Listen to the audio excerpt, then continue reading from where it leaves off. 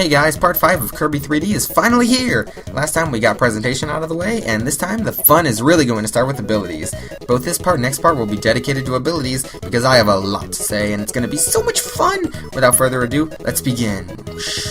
Copy abilities. You know the drill. Kirby eats enemies and steals their powers ever since 1993. In Return to Dreamland, abilities became so advanced. Like fire, you can spin flames around you, use flame wheels straight out of Pokemon. It's crazy. I think with this game, adding another dimension to the world, it can achieve an even greater level of intricacy to the abilities that Return to Dreamland.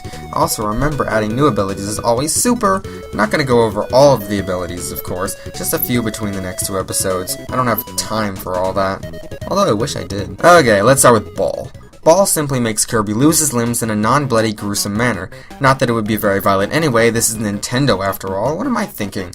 Rolling and bouncing in 3D wouldn't be too different than before, but just imagine the possibilities. Kirby could do a Sonic-style pinball thing, or have segments like any sports ball for that matter. My favorite idea is Kirby rolling around in a maze with holes on a motion-controlled plane, kind of like a certain iPhone game. Gives me a Kerboner. Alright, Beam. Classic fun ability, but kinda tricky to work in 3D. That's why I propose the Auto Lock-On. That's right, 2 for the price of 1. Actually, Beam kinda reminds me of Link from Ocarina of Time. Normally uses a vertical whip, and while crouching you do a horizontal whip. See how that works? You can also do the big charge fancy shot, or the hell rain from the sky kind of thing. The difference is that if there is an enemy nearby, you will naturally swing to hit the enemy. You can also grab enemies and fling, sling, and ring their mom later about how dead they are. As far as puzzles, we know our beam crap. Hit switches or whatever across walls. The only issue is Kirby doesn't have X-ray vision, and in 3D it would be hard to see across surfaces that are kind of solid. So I guess they would have to be glass or ice or water or something. Bomb is a great ability, if for no other reason than that hat. Just kidding, but Auto Lock-On makes it all good. You got the power, and everything else is well justified in screaming, wailing, and pissing, shitting, and jizzing themselves. Throw a bomb at an unsuspecting Waddle Dee, bomb bolt to knock out a row of them lined up like bowling pins, and also if you shake your controller before throwing, the bomb gets bigger like Bomberman. Boom! Bomb puzzles are fun. A lot of them are about planting bombs. Put them on a conveyor belt, and it's all about timing. Wait for it to go over, and yeah, so much fun. We can also recycle the ball idea with the motion control. Moving a bomb across a plane, that would actually be pretty tricky. I want to bring back Copy. It seems useless, but I like it. It's just cool. Freeze the enemy, scan their DNA, and morph their powers into your own. I think, yeah to that.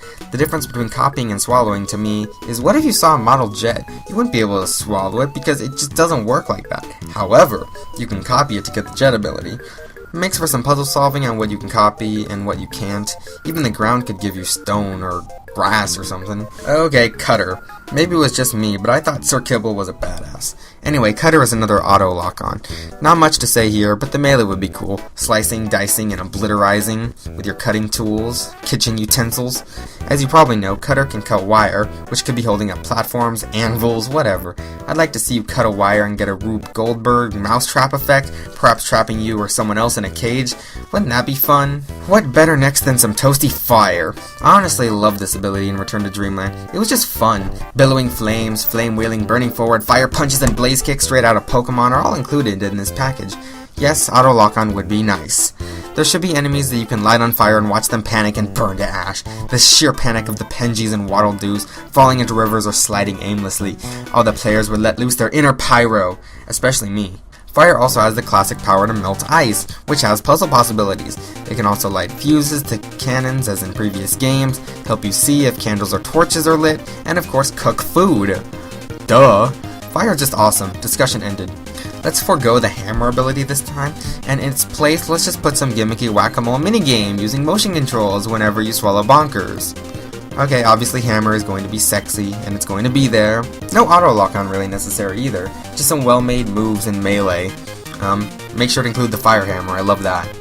I'm not sure if spinning the controller should spin the hammer. Leave your thoughts on that. Would motion controls make abilities in general easier or harder to use? And would they be more fun if you shook something to get something going? I don't know. Hammer can smash pegs, and moles too, I guess, and that's all that does. One more to wrap up the episode. Ice! I love this because it puts the Blizzard in my name.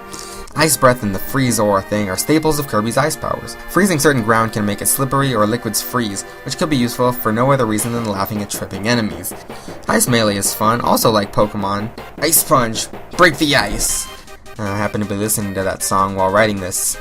Ice puzzles are always great. There is Freeze the Ground, so the object slides somewhere and somehow means victory. There is also Freeze the Water, so you can walk on it or enemies can't pass through it. The best, in my opinion, is freezing objects and enemies, and perhaps making them into pushing puzzles. If you want to get into the light-reflecting properties of ice as well, now you've got yourself a whole ton of frosty game mechanics that will hopefully challenge players. Blizzard forever!